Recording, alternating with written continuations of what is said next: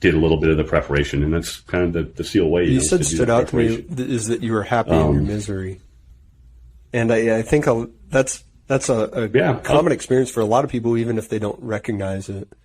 Like I think that we've all had experience in our life or a time period, whether it was brief or prolonged, where we weren't living a life that in any way represented our ideal self. We're not living up to our values. We're not making good decisions.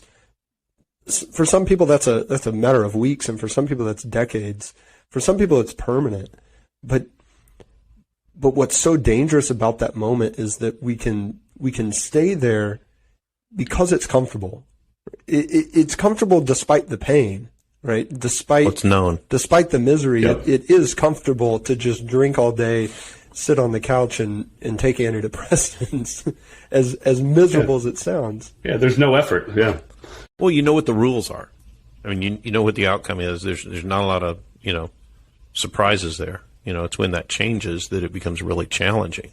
When you're faced with, how do I make new decisions in the face of a new circumstance?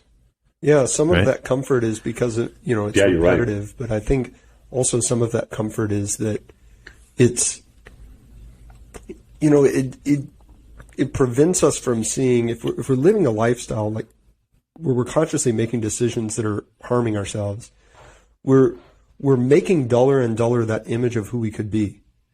And the duller that image becomes, that means the harder it is for us to see. And once we can no longer see who we could become, then we can't feel bad for not becoming that. I can't feel sadness for that loss of who I could be at my best if I refuse to look at it